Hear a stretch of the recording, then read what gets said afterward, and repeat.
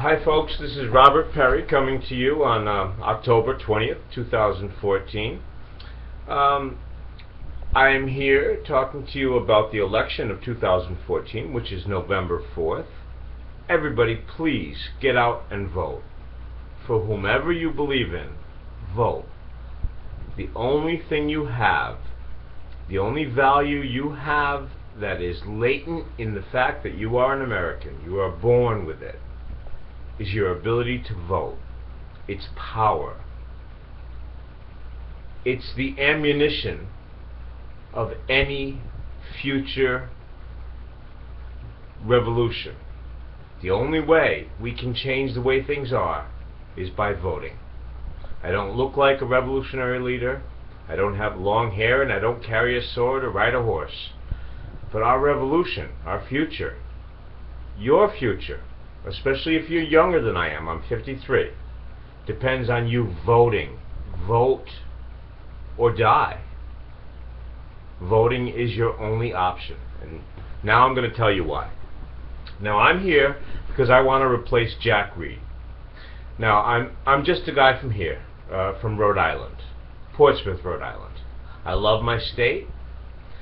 I love my life. I love my earth. It's a beautiful place. The sun comes up, it goes down, there's rain, there's snow. I love it all. That's why I'll fight for it till my very last breath. Okay, so the senators, who are the most powerful legislators in Washington, they're chosen by an election. But the elections are decided by who raises the most money. Now, I talked about Jack Reed's last commercial. A lot of my comments, my little postcards here that I'm giving you on YouTube, have to do with the commercials, because that's the only way they speak to us, right? Is through these choreographed commercials. He does this commercial where he goes to Iraq and he finds out that the that the Humvees need to be armored so they won't explode on the roads, and that the roads are the most important thing. And I made a comment that I thought that him being a paratrooper in Korea would have given him the knowledge that the most important part of Korea was where it was dry between the swamp areas, the roads, and if you control those, you could control an area by controlling the roads. In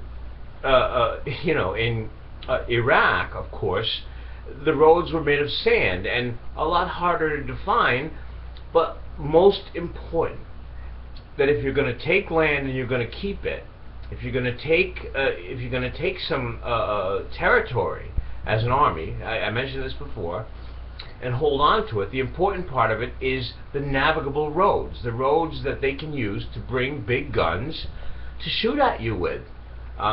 It's difficult. So we ended up with a big deal of him spending all kinds of money in military transport to go over to Iraq to learn from the soldiers what it is they needed. Armored Humvees. Now, I'm not saying that he should have known from Washington, D.C., and all those years ago, having been in the military, but part of his appeal is his military knowledge. And yet, it took him going to Iraq to figure out that they needed these armored Humvees. Now, here's the connection to money. He is elected by collecting money from rich people. A lot of them are contractors with the U.S. government, people who build the big weapons that we use to win these wars. Well, the armored Humvees, the great ones that were already being built when we went to Iraq, were being built in Germany and in Israel. They were great products. They cost a lot of money, and they worked really well. And I'm not making any kind of an accusation. I'm merely saying that if you're being paid by the contractors in the United States who are building weapons, and the weapons that are having your campaign financed by the people who are making the guns and the bombs and the armored SUVs in the United States to help you get elected in the United States, but the weapons or the weaponry, or in this case the equipment, the SUVs, are being made in Israel and Germany, companies from that are, excuse me when I say the corporations that are from those countries are not allowed to give money to Jack Reed's campaign. I'm not suggesting that he would put people at risk, put our soldiers at risk, because he wasn't getting campaign contributions from the German and Israeli companies who were making armored SUVs 20 years before the Iraq War. 20 years before the Iraq War, armored SUVs were being built by two other nations who are our ostensible allies. Those companies were not allowed to participate in our elections, and therefore they did not finance the Reid campaign. Raytheon and other contractors within the United States are allowed to give money to the campaign of Senator Jack John Reid.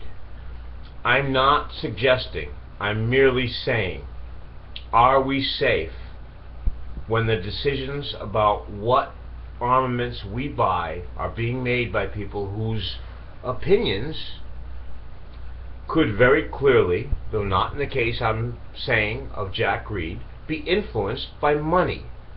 Money is infecting our campaigns. Now, this infection, we might be talking about one little war, one very big war in Iraq, where many people died needlessly because of decisions like not armoring the Humvees. These decisions that are affected by money might include the burning of fossil fuels, which is the future for you children. When I say you children, I'm talking 53, that's my age, and younger. There's not any plan for you to survive. The plan is to burn oil, coal, natural gas, all the things that produce carbon and are destroying the planet very quickly. The plan is to build plants and dig for those substances and build plants that'll burn them until the Earth is no longer able to support human life. Now, the plan after that may be to fly up in the air and wait in spaceships until the Earth cleans itself up so we can come back. I don't know. There's a show like that on TV. It's a silly show, right? And the Hunger Games, that was a silly show, right? But I want you kids to think about this.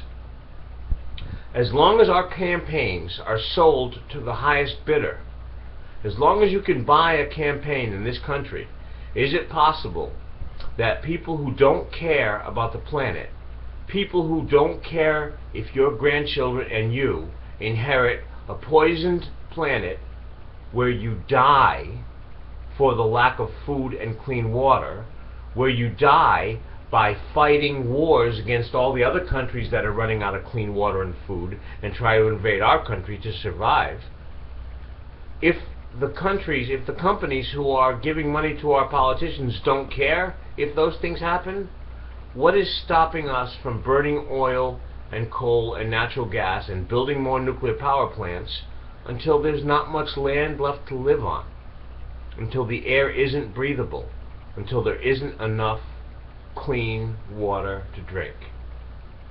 We must get money out of our campaigns.